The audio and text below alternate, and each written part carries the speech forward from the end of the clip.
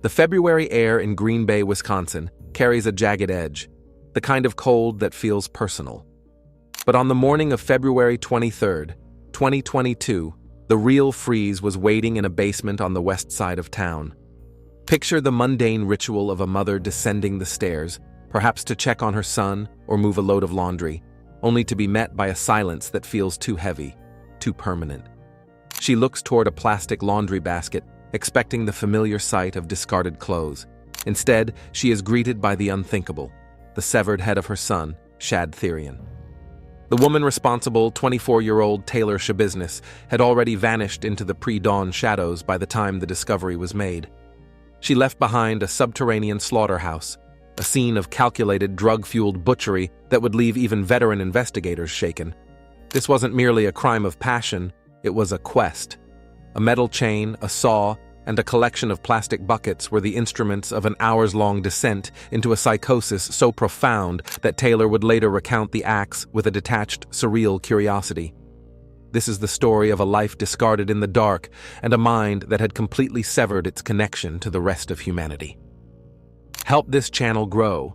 Like the video, try the new hype feature, leave a comment, and subscribe for more stories. This helps us a lot. Thank you. On the other side of this tragedy was Taylor Schabusiness. At 24 years old, Taylor's life was already a chaotic map of missed opportunities and escalating red flags. To look at her biography is to see a trajectory marked by the devastating impact of severe substance abuse.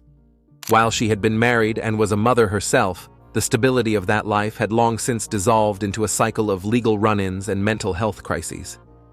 By early 2022, Taylor was not just a woman struggling with addiction. She was an individual operating in a world where the boundaries of reality were becoming increasingly porous. Taylor's history with the law in the months leading up to the incident provides a chilling prologue. She was already on probation for a previous incident and had a warrant out for her arrest after failing to check into a work release program. Her life had become a series of shadow moves, drifting through the underbelly of Green Bay, fueled by a dangerous cocktail of illicit substances.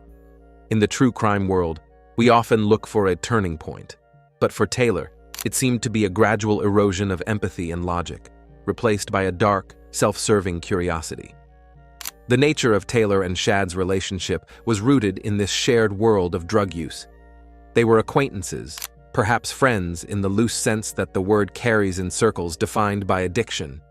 They were two people drifting through the same social orbit, often coming together to consume drugs, specifically methamphetamine. This substance, known for its ability to strip away sleep and amplify the most erratic impulses of the human brain, acted as the primary catalyst for what was to come. As we look at Taylor's background, we see a woman who was no stranger to the mental health system. However, the system's inability to contain or effectively treat her was evident. There were reports of her acting out, of bizarre behavioral shifts, and a growing detachment from the consequences of her actions. In her own mind, she was becoming the protagonist of a much darker story, one she would later refer to as a quest. This terminology is vital to understanding her mindset. It suggests that she didn't see Shad as a human being with a family and a future, but as an object or a milestone in a twisted internal game. Green Bay, Wisconsin is often characterized by its blue-collar resilience and its tight-knit neighborhoods. It is the last place anyone expected to find a crime that mirrored the most extreme cases of thrill killing or psychotic dismemberment. Yet, beneath the surface of the city's winter calm, Taylor Schabusiness was spiraling. She was a woman who had lost her anchor to the social contract. When she walked into the Therian household that February, she wasn't just a guest. She was a volatile force of nature, carrying with her the weight of years of untreated trauma, substance-induced psychosis, and a budding, morbid obsession with the mechanics of death. Shad, likely seeing only a familiar face and an opportunity to spend time with a friend, had no way of knowing that the woman entering his home was no longer the Taylor he once knew. The drugs had carved out the person and replaced her with something clinical, something cold.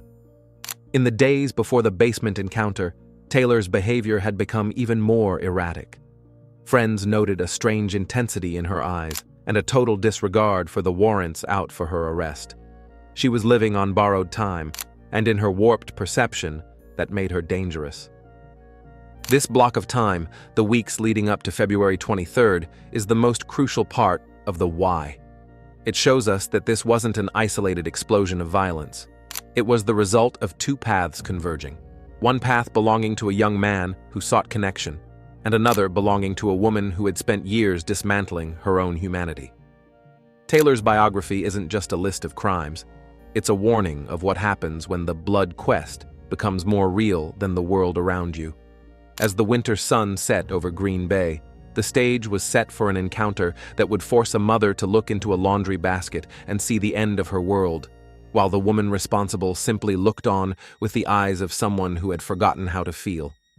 The backdrop for this descent was the harsh, unforgiving winter of northern Wisconsin. Green Bay in February is a place of biting winds and gray, monochromatic skies, an environment that naturally fosters isolation. For Taylor and Shad, that isolation was weaponized by their shared habit. They weren't just using drugs. They were submerging themselves in a subculture where time ceases to function normally. When you are deep into a binge of methamphetamine and trazodone, the sun rises and sets without meaning. Days bleed into one another. The walls of a room start to pulse with a life of their own, and the person sitting across from you begins to look less like a friend and more like a character in a waking nightmare. Taylor's mental state during this period was a fractured mosaic. Methamphetamine is a stimulant that doesn't just provide a high. It hijacks the brain's survival mechanisms. It induces a state of hypervigilance and, eventually, a profound sense of paranoia and grandiosity. When mixed with trazodone, an antidepressant often used off-label as a sleep aid, the results are unpredictable and often catastrophic. For Taylor, this combination seemed to unlock a door to a latent darkness. She wasn't just hallucinating, she was beginning to inhabit a different internal narrative. This is where the concept of the quest began to take root. In her mind, she was moving through a world governed by different rules, where acts that would be unthinkable to a sober mind became necessary, even adventurous tasks. Witnesses who saw Taylor during this time described a woman who was vibrating with an erratic energy. She was on the run from a world that wanted to put her in a cell, but in her head, she was already far beyond the reach of the law. She would talk in riddles, her eyes darting toward shadows that weren't there. There was a sense of impending action, as if she was waiting for a signal to begin her work. This is the hallmark of substance-induced psychosis. The brain begins to create patterns out of chaos, and for Taylor, those patterns were increasingly violent. Shad Therian, meanwhile, was caught in the gravitational pull of Taylor's chaos. In these types of toxic relationships, there is often a leader and a follower. Taylor was the force of nature, and Shad was the one swept up in her wake. They would spend hours in the basement of the Stony Brook Lane home, a space that served as a refuge from the freezing temperatures and the prying eyes of the world. But a refuge can easily become a trap. The basement, with its concrete floors and lack of natural light, became a sensory deprivation chamber that only amplified the effects of the drugs. As the calendar turned toward the third week of February, the blood quest was no longer a distant thought. It was becoming an obsession. Taylor began to fixate on the idea of control, of testing the limits of the human body. She would later speak about the thrill of the unknown, a clinical curiosity about what happens when the line between life and death is crossed. This is perhaps the most terrifying aspect of the spiral, the total dehumanization of her companion. Shad was no longer a person to her, he was a variable in an experiment. The social echo in Green Bay was one of quiet concern that would soon turn into a roar of horror. Neighbors saw the lights flickering in the basement at odd hours. They saw Taylor coming and going, her demeanor becoming more detached and surreal with every visit. But in a community that values privacy, no one stepped in. No one could have imagined that the strange girl visiting the Therian house was actually preparing for a ritual of dismemberment. The psychological depth of this case lies in the total absence of a traditional motive. There was no insurance money, no long-standing grudge, no crime of passion in the romantic sense. There was only the spiral. There was only the chemical erosion of the prefrontal cortex, the part of the brain responsible for empathy and impulse control, until there was nothing left but a raw, predatory instinct. Taylor was a woman who had spent years dismantling her own soul, and by the night of February 22nd, the demolition was complete. Imagine the atmosphere in that basement just hours before the end. The air thick with the metallic scent of drug smoke, the low hum of a space heater, and the heavy, rhythmic breathing of two people who had lost all touch with the world above them. The blood quest was about to move from the realm of thought into the realm of physical reality. Taylor was ready. She had the tools, she had the target, and most importantly, she had the absolute chilling certainty that what she was about to do was not just permissible, but destined. This block of the narrative is essential because it strips away the monster archetype and replaces it with something much more grounded and disturbing, a human being who simply stopped being human. The spiral wasn't a jump off a cliff. It was a walk down a long, dark staircase, one step at a time, until the light from the top was nothing more than a pinprick in the distance. As we move toward the events of Day X, we must remember that the tragedy began long before the first drop of blood was spilled. It began when the quest became more important than the man standing in front of her. To truly grasp the gravity of what happened in that Green Bay basement, we have to look closer at the volatile atmosphere that preceded the violence. This wasn't a sudden break from a peaceful life. It was a slow-motion car crash, fueled by a chemical cocktail that had been eroding Taylor Schabusiness's grip on reality for months. In the weeks leading up to February 2022, the spiral was no longer a metaphor. It was a daily, lived experience. The backdrop for this descent was the harsh, unforgiving winter of northern Wisconsin. Green Bay in February is a place of biting winds and gray, monochromatic skies, an environment that naturally fosters isolation. For Taylor and Shad, that isolation was weaponized by their shared habit. They weren't just using drugs, they were submerging themselves in a subculture where time ceases to function normally. When you are deep into a binge of methamphetamine and trazodone, the sun rises and sets without meaning. Days bleed into one another. The walls of a room start to pulse with a life of their own, and the person sitting across from you begins to look less like a friend and more like a character in a waking nightmare. Taylor's mental state during this period was a fractured mosaic. Methamphetamine is a stimulant that doesn't just provide a high, it hijacks the brain's survival mechanisms. It induces a state of hypervigilance and, eventually, a profound sense of paranoia and grandiosity. When mixed with trazodone, an antidepressant often used off-label as a sleep aid, the results are unpredictable and often catastrophic. For Taylor, this combination seemed to unlock a door to a latent darkness. She wasn't just hallucinating. She was beginning to inhabit a different internal narrative. This is where the concept of the quest began to take root. In her mind, she was moving through a world governed by different rules, where acts that would be unthinkable to a sober mind became necessary, even adventurous tasks. Witnesses who saw Taylor during this time described a woman who was vibrating with an erratic energy. She was on the run from a world that wanted to put her in a cell, but in her head, she was already far beyond the reach of the law. She would talk in riddles, her eyes darting toward shadows that weren't there. There was a sense of impending action, as if she was waiting for a signal to begin her work. This is the hallmark of substance-induced psychosis. The brain begins to create patterns out of chaos, and for Taylor, those patterns were increasingly violent. Shad, meanwhile, was caught in the gravitational pull of Taylor's chaos. In these types of toxic relationships, there is often a leader and a follower. Taylor was the force of nature, and Shad was the one swept up in her wake. They would spend hours in the basement of the Stony Brook Lane home, a space that served as a refuge from the freezing temperatures and the prying eyes of the world. But a refuge can easily become a trap. The basement, with its concrete floors and lack of natural light, became a sensory deprivation chamber that only amplified the effects of the drugs.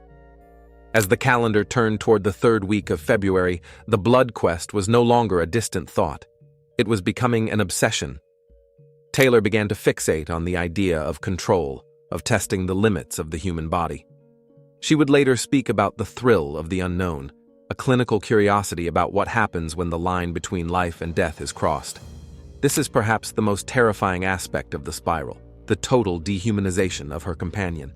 Shad was no longer a person to her. He was a variable in an experiment. The social echo in Green Bay was one of quiet concern that would soon turn into a roar of horror. Neighbors saw the lights flickering in the basement at odd hours. They saw Taylor coming and going, her demeanor becoming more detached and surreal with every visit. But in a community that values privacy, no one stepped in. No one could have imagined that the strange girl visiting the Therian house was actually preparing for a ritual of dismemberment. The psychological depth of this case lies in the total absence of a traditional motive. There was no insurance money, no long-standing grudge, no crime of passion in the romantic sense. There was only the spiral. There was only the chemical erosion of the prefrontal cortex, the part of the brain responsible for empathy and impulse control, until there was nothing left but a raw, predatory instinct. Taylor was a woman who had spent years dismantling her own soul, and by the night of February 22nd, the demolition was complete. Imagine the atmosphere in that basement just hours before the end. The air thick with the metallic scent of drug smoke, the low hum of a space heater, and the heavy rhythmic breathing of two people who had lost all touch with the world above them. The blood quest was about to move from the realm of thought into the realm of physical reality. Taylor was ready. She had the tools, she had the target, and most importantly, she had the absolute chilling certainty that what she was about to do was not just permissible, but destined. This block of the narrative is essential because it strips away the monster archetype and replaces it with something much more grounded and disturbing, a human being who simply stopped being human. The spiral wasn't a jump off a cliff. It was a walk down a long, dark staircase, one step at a time, until the light from the top was nothing more than a pinprick in the distance. As we move toward the events of Day X, we must remember that the tragedy began long before the first drop of blood was spilled. It began when the quest became more important than the man standing in front of her. The date was February 22nd, 2022, a Tuesday that for the rest of the world was just another cold weekday in late winter. But for Taylor Schabusiness and Shad Therian, it was the climax of a toxic trajectory that had been building for months. The setting was the basement of Shad's mother's house on Stony Brook Lane in Green Bay, a space that would soon be scrubbed of its normalcy and rebranded in the public consciousness as a house of horrors. To understand the incident, we must step into that subterranean space, feeling the chill of the concrete and the heavy, stagnant air of a room where the light of day never reaches. Taylor arrived at the house with the focus of someone on a mission. There was no grand entrance, no outward sign of the carnage she carried in her mind. She and Shad descended the stairs, a routine they had performed many times before. The basement was Shad's sanctuary, a place filled with the familiar clutter of a young man's life, video games, clothes, and the remnants of a shared habit. But that night, the drugs took center stage. They consumed methamphetamine and trazodone, a combination that doesn't just alter the mood, it dismantles the architecture of the self. As the chemicals flooded their systems, the basement ceased to be a room in a family home. It became a vacuum, a void where the social contract was null and void.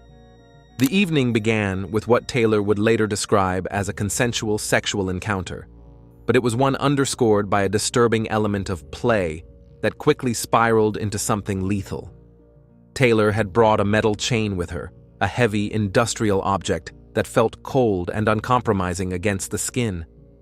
In her later confessions, she spoke of the use of the chain as if it were a game, a way to test the limits of sensation. But there is a point in every game of this nature where the line between pleasure and pain vanishes, replaced by a raw existential struggle for breath. As they engaged, the chain was placed around Shad's neck. In a sober world, there are safeguards, words, and gestures that signify a return to safety. But in the drug haze of that basement, Taylor was no longer listening to the world around her. She was listening to the quest. She began to tighten the chain. We often think of violence as a loud, explosive event, but strangulation is a quiet, intimate, and agonizingly slow process. It requires a sustained, terrifying level of physical effort. It requires the perpetrator to watch, inches away, as the life fades from their companion's eyes. Taylor didn't stop. She didn't pull back when Shad began to struggle, nor did she falter when his movements grew frantic and then, eventually, subsided into a harrowing stillness. She would later tell investigators that she didn't mean to kill him, that they were just having fun. But the physical reality of the act tells a different story. To strangle someone with a chain requires a deliberate, unyielding force. It is the ultimate expression of control. For Taylor, as she felt the pulse beneath the metal grow faint and then vanish, the quest had reached its first major milestone. Shad Therian was no longer a person. He was a body. The moments immediately following Shad's death are perhaps the most telling of Taylor's psychological state. There was no scream of realization, no panicked call for help, no frantic attempt at CPR. Instead, there was a heavy, suffocating silence. Taylor sat in the dim light of the basement, looking at the man she had just killed. In her mind, the transition was seamless. The sexual encounter had ended, and the work was about to begin. She wasn't horrified by what she had done. She was intrigued. She viewed the lifeless body before her with a clinical, almost artistic detachment. To her, this wasn't a tragedy. It was a new phase of the experiment. She spent a significant amount of time just sitting with the body, a period of transition that bridges the gap between a homicide and a dismemberment. This is the moment where the human mind usually breaks, where the reality of taking a life becomes an unbearable weight. But Taylor's mind had already broken long ago. The drugs had provided a buffer of psychosis that allowed her to look at Shad's corpse and see only a project. She began to gather her tools. She didn't have to look far. The basement was a place of utility, and soon, ordinary household items, knives, a saw, would be repurposed for a task so grisly it defies standard criminal categorization. The incident on Stony Brook Lane wasn't just the act of killing, it was the total and systematic erasure of a human being's dignity. As Taylor began the first cuts, she was operating in a state of flow. She wasn't rushed. She wasn't afraid of being caught, even though Shad's mother was just a floor above her, sleeping in a world where such things didn't happen. The audacity of the crime lies in its proximity to normalcy. While the neighborhood remained quiet under the winter stars, a young woman was meticulously dismantling a human body in a laundry room. This was the blood quest in its purest form, a descent into the macabre where the perpetrator becomes a spectator to their own depravity. Taylor would later describe the sensations of the night with a chilling lack of affect, noting the difficulty of certain tasks and the satisfaction of completing others. She treated the dismemberment not as a way to hide a crime, but as a continuation of the night's adventure. Each part of the process was a new discovery, a new way to interact with the shell of the person she had once called an acquaintance. As the hours ticked toward dawn, the basement became a surreal gallery of the unthinkable. Plastic buckets were filled. A laundry basket was repurposed for the most haunting cargo imaginable. Taylor worked through the night, her energy sustained by the methamphetamine and the dark adrenaline of her work. She was a ghost in a house of the living, a predator who had finished the hunt and was now occupied with the spoils. When we look back at Day X, we are forced to confront the limitlessness of human darkness when it is unmoored from reality. There were no monsters under the bed that night, only a 24-year-old woman with a chain and a saw, and a 25-year-old man who had the misfortune of being the subject of her quest. The transition from life to death, and from death to pieces, happened in the time it takes for the sun to move across the sky. By the time the first light of February 23rd began to touch the frost on the basement windows, the incident was over, and the nightmare for the Therian family was just beginning. Taylor Schabusiness walked out of that basement, leaving behind a scene that would forever change the landscape of Green Bay, carrying with her the blood of a quest that had finally, tragically, been fulfilled. The hours following Shad Therian's final breath were not marked by a sudden return to reality for Taylor Schabusiness. Instead, the death of her companion served as the opening act for a long, macabre performance. If the strangulation was the peak of the incident, what followed was the work, a systematic, hours-long process of dismemberment that Taylor approached with a level of detachment that borders on the incomprehensible. As the rest of Green Bay slept, unaware of the carnage unfolding on Stony Brook Lane, Taylor transformed a family basement into a theater of the grotesque. There is a specific kind of horror in the endurance required for dismemberment. It is not a quick task. It is a grueling physical labor that requires hours of focus. Taylor didn't panic. She didn't look for a way to flee. Instead, she stayed with the body, treating it as a project. She began by using bread knives and a saw, tools that were never intended for the density of human bone and sinew. In her later interviews, she spoke about the process with a chillingly practical tone, noting which tools worked and which did not, as if she were a hobbyist discussing a home renovation project. She wasn't just hiding a body, she was exploring it. The blood quest she frequently referenced seemed to manifest in this stage of the night. To Taylor, every cut was a discovery. She spent a significant portion of the early morning hours meticulously separating Shad's limbs and organs. This was not the work of someone trying to dispose of evidence in a hurry. A person trying to hide a crime would likely move the body whole or dump it in a remote location. Taylor, however, stayed.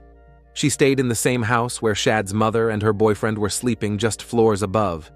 The audacity of this, the sheer cold-blooded patience required to remain in a crime scene for hours, points to a mind that had completely severed its connection to the concepts of risk and consequence. As she worked, the basement took on the appearance of a butcher shop. She placed parts of Shad's body into plastic buckets and bags. This was an organized effort, a bizarre attempt at cleaning up as she went. The most haunting image of that night, the one that would eventually break his mother's heart, was the placement of Shad's head into a laundry basket. There is something uniquely predatory about that choice, taking the most recognizable part of a human being and placing it in an object associated with the mundane chores of daily life. It was a final, crushing blow to Shad's humanity.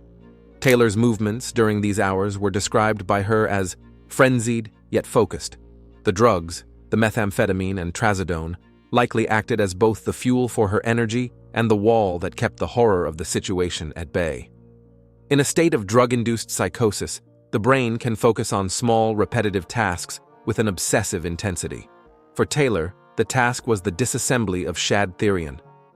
She would later remark to investigators that she liked the process, or that it provided a sense of adventure. This wasn't a woman struggling with a mistake, it was a woman who had finally found the quest she had been searching for. Throughout the night, the environment in the basement shifted. The metallic scent of blood would have become heavy, mixing with the chemical odors of the drugs they had consumed. The low light and the cramped space of the laundry area created a claustrophobic stage for her actions. Yet, Taylor seemed at home in it. She worked until the sun began to rise, eventually deciding that it was time to leave. But even her departure was surreal. She didn't take all the remains with her. She left the laundry basket. She left the buckets. She left the head of her friend for his mother to find. She did, however, take some souvenirs with her. When she finally walked out of the house and got into her van, she brought a crock pot and additional buckets containing Shad's internal organs. This detail is perhaps the most disturbing of all. It suggests that the quest wasn't over when she left the basement. She wanted to keep a part of the experience with her, to continue her interaction with the remains in a different setting. As she drove through the early morning streets of Green Bay, Taylor Schabusiness wasn't a fugitive in her own mind. She was a collector. The long night on Stony Brook Lane stands as a testament to the devastating intersection of severe substance abuse and a latent, predatory darkness. It challenges our understanding of human behavior because there is no logical end goal to Taylor's actions. She didn't gain anything from the dismemberment. She didn't make her escape easier. In fact, she made her capture inevitable. She stayed because she wanted to be there. She performed the work because it satisfied a dark internal itch that the drugs had laid bare. By the time she reached her vehicle and began to drive away, Taylor was covered in the evidence of her night's labor. She was a woman who had just spent 6 to 8 hours dismantling a human being, yet when police eventually caught up with her, she appeared strangely calm. The long night had ended, and the blood quest had reached its grisly conclusion. Behind her, in a quiet basement in a quiet neighborhood, the remains of Shad Therian waited in the dark, a silent, shattered reminder of the night Taylor Schabusiness decided to see what was inside the man she had just killed.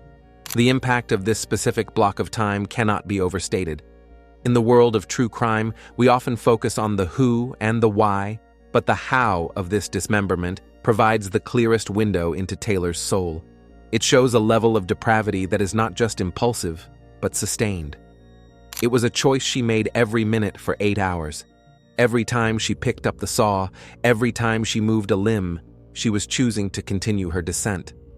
When the sun finally rose over Green Bay on February 23rd, it didn't just reveal a crime, it revealed a monster that had been built, 1 hour at a time, in the shadows of a laundry room.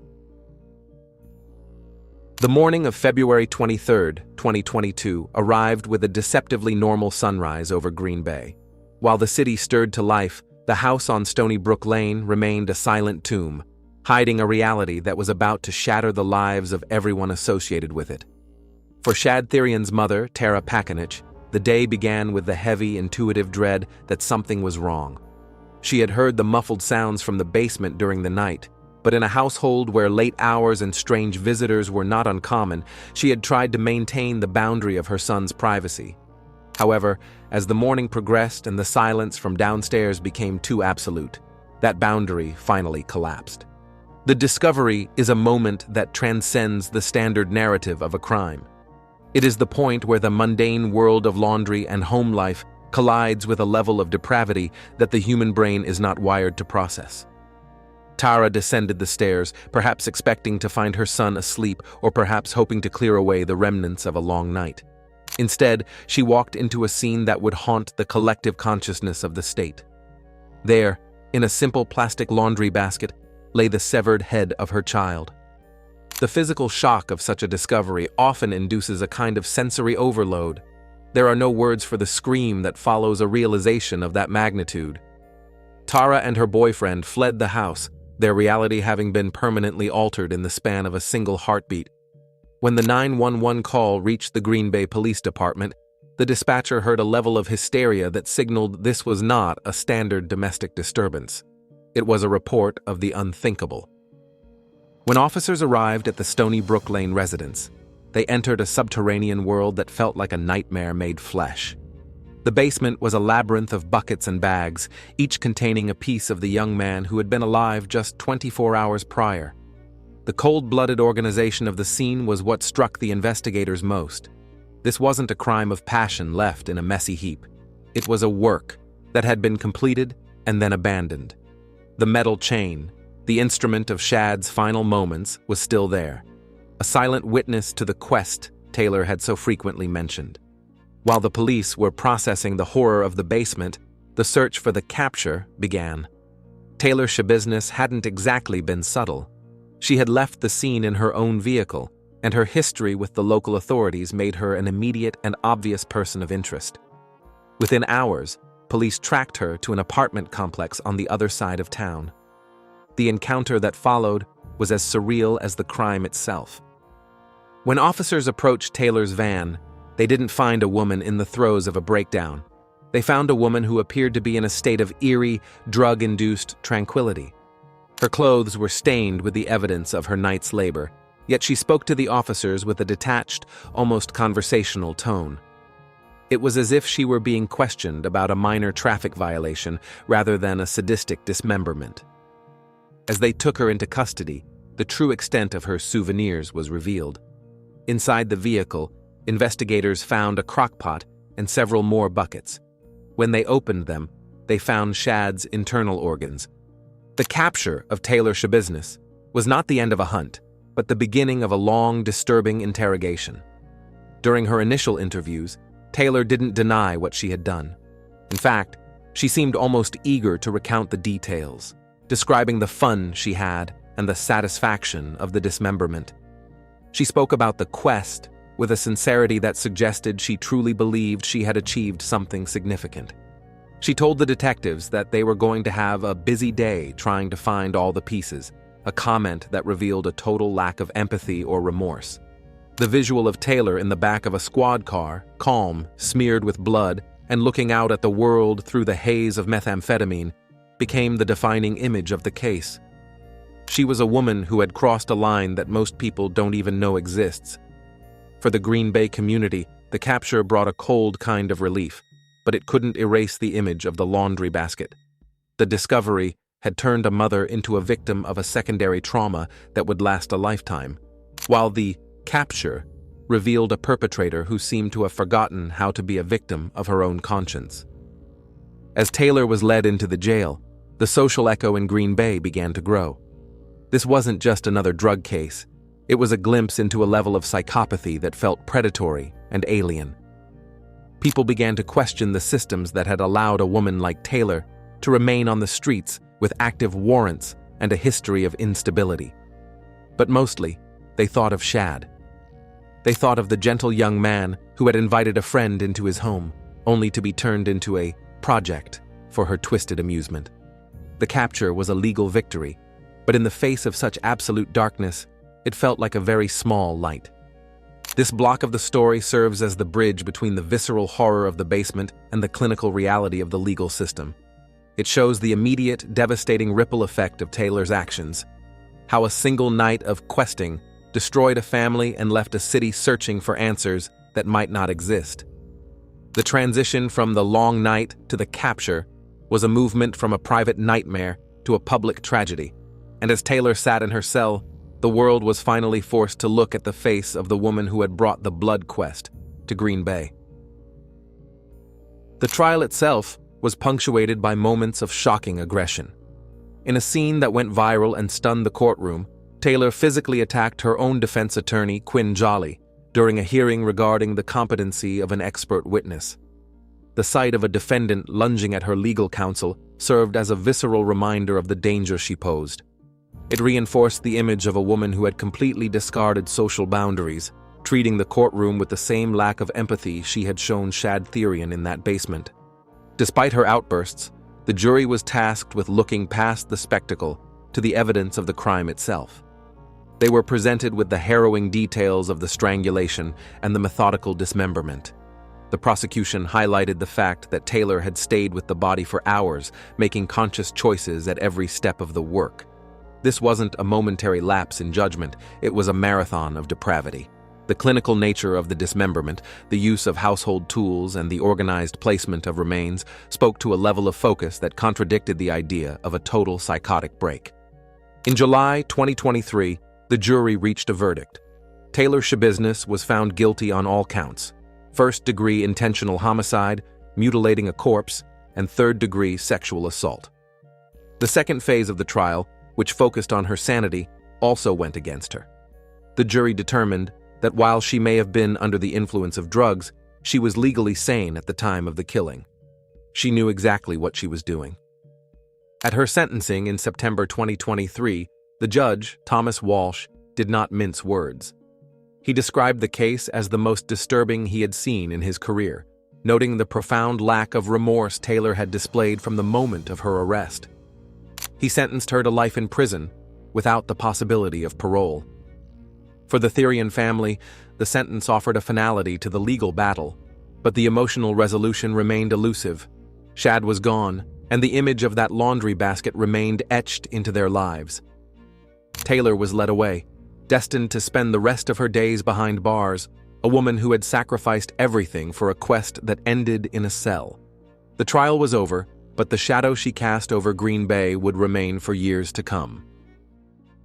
The case of Taylor Schabusiness and Shad Therian remains a jagged scar on the collective memory of Green Bay, serving as a visceral reminder of how quickly untreated addiction can erode the foundations of human empathy. While the legal system has reached its resolution, condemning Taylor to a life within the sterile walls of a prison cell, the true blood quest ended in a tragedy that no sentence can fully rectify. Shad's life, once full of gentle potential and familial love, was reduced to a clinical project by a mind consumed by substance-induced psychosis. This story is not just a chronicle of a horrific crime. It is an exploration of the absolute darkness that exists when a person ceases to view others as human beings. As the community moves forward, The silence of that basement on Stony Brook Lane serves as a somber monument to a lost son and a warning of the internal poison that can corrode the soul until only shadows remain. If you have finished watching, you are a real fan of true crime. Subscribe to the channel, turn on the bell notifications, and put the like. See you in the next video.